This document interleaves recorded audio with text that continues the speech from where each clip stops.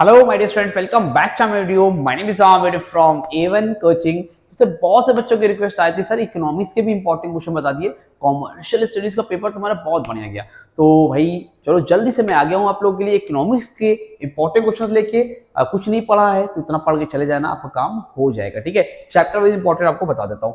देखो बेटा, सबसे पहला वो चैप्टर है फैक्टर्स ऑफ प्रोडक्शन। ठीक है, कुछ लोगों ने दूसरी बुक ली होगी अगर, है ना, तो गोयल ब्रदर्स की नहीं हो तो उनके भी 4 चैप्टर में होगा, लेकिन अलग अलग लैंड लेबर कैपिटल में अलग अलग चैप्टर होता है, लेकिन चारों चैप्टर एक में ही लेके चलो। तो सबसे पहले इसमें इतना ही क्वेश्चन पढ़ना है, डिफाइन लैंड और 5 characteristics of land, productivity of land की मीनिंग पढ़ना है, 5 reason for low efficiency of labour, क्या कारण है जिसकी वजह से एफिशिएंसी ऑफ लेबर, जो इंडिया की जो लेबर है उनकी एफिशिएंसी यानी कार्य करने की क्षमता उनकी कम होती है। Producer product based, process based और डिवीजन ऑफ लेबर। तो प्रोडक्ट बेस्ड और प्रोसेस बेस्ड के बीच में डिफरेंस देख लेना।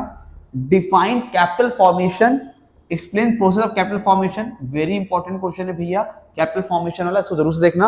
और 6 वाला, 5th और 6 वेरी लिख दिया यहाँ पे, तो वेरी इंपॉर्टेंट है। इंपॉर्टेंट सब है लेकिन 5 और 6 बहुत इंपॉर्टेंट है। Define role of entrepreneur economic development and 5 qualities of an entrepreneur, ये वाला इतना हिस्सा।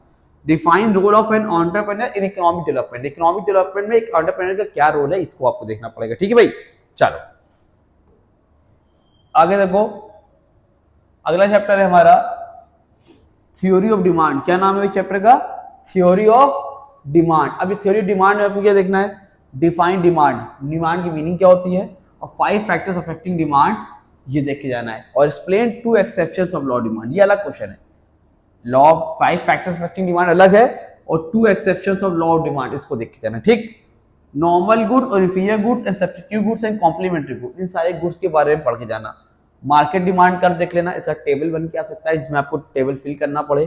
फिर 2 difference between extension increase in demand, ये देख लेना। और 2 difference between contraction and decrease in demand, इसको जरूर से देख लेना। ठीक है, अच्छा एक इंपॉर्टेंट मैं बता दूं कि हम लोगों ने अपना गेस्ट पेपर भी लॉन्च करके रखा है बेटा। तो अगर आप लोग गेस्ट पेपर परचेज करना चाहते हो जो कि पेड है, इसके अंदर आपको पूरी इन्फॉर्मेशन दे देता हूं मैं बीच में ही, बहुत से लोगों को नहीं पता हो। मैं पिछले 4 साल से हम लोग गेस्ट पेपर लॉन्च कर रहे हैं और मोस्टली क्वेश्चन पेपर में इसमें से ही आते हैं। तो अगर आप लोगों ने अभी तक कुछ नहीं पढ़ा है, आपको दिक्कत है, तो आप गेस्ट पेपर परचेज कर सकते हो, जो कि आपको मिलेगा जस्ट 299 रुपीज के अंदर।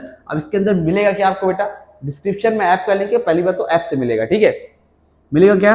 3 पेपर मिलेगा आपको, विद सॉल्यूशन मिलेगा। क्या मिलेगा बेटा?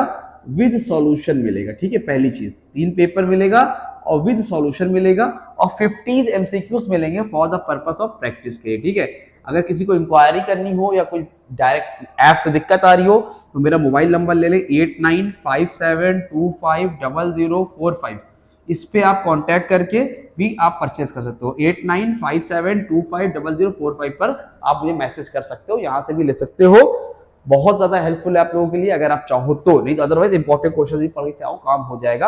लेकिन अगर अभी भी कुछ नहीं पढ़ा है, डर लग रहा है या रिवीजन करना है, तो आप ये पेपर परचेज कर लो, बहुत इजी हो जाएगा आपके लिए। ठीक है, आगे बात करते हैं इलास्टिसिटी ऑफ डिमांड में deep understanding of degrees of price. Deep understanding का मतलब ये, इसको समझ के जाना। 5 डिग्रीज होती है, EP equal to 0, EP equal to EP less than 1, greater than 1, तो उसको डिटेल में अच्छे से पढ़ के जाओ, उसमें से कोई ना कोई बनाने के लिए आएगा।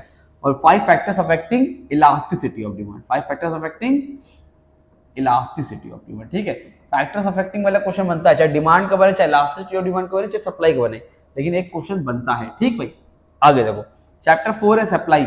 सप्लाई के अंदर आपको difference between stock and supply का क्वेश्चन, फैक्टर्स अफेक्टिंग सप्लाई देख लेना, लॉ ऑफ सप्लाई और degrees of elasticity of supply, खत्म बस, और ज्यादा कुछ नहीं। ठीक, आगे क्या है? मोनोपोलिस्टिक कंपटीशन मार्केट क्या होती है, इसे फीचर करो। परफेक्ट कंपटीशन के फीचर, ओलिगोपोली, मोनोपोली, प्राइवेट। देखो ये चैप्टर यार ऐसा है कि कोई भी मार्केट आपको आ सकती है, इसलिए अच्छे समझ के आना, इसलिए ज्यादा इंपॉर्टेंट नहीं बता रहा उसमें। लेकिन एक क्वेश्चन ऐड कर लो, अलग से आ सकता है, डिफाइन प्राइस डिस्क्रिमिनेशन। क्या चीज? Price discrimination. ठीक, चैप्टर 6 में मनी क्या होती है, मनी की मीनिंग, डिफरेंशियल लर्न करके जाना, लीगल टेंडर मनी वाली।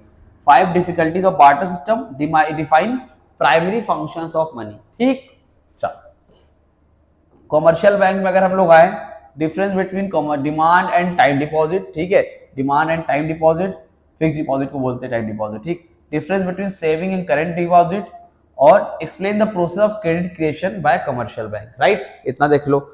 इसमें function of central bank, qualitative and quantitative techniques और difference between central and commercial bank. इसमें एक क्वेश्चन और याद रख लेना, central bank is a lender of last resort. क्या चीज? Lender of last resort. ये एक इंपॉर्टेंट टॉपिक है बेटा, इसको देख लेना, ठीक। चल, चैप्टर 9 में कुछ है नहीं, सिर्फ और सिर्फ एक चीज है, पब्लिक फाइनेंस की मीनिंग। क्या चीज है? पब्लिक फाइनेंस की मीनिंग, डिफाइन पब्लिक फाइनेंस, बेटा इसको याद कर लेना, ठीक।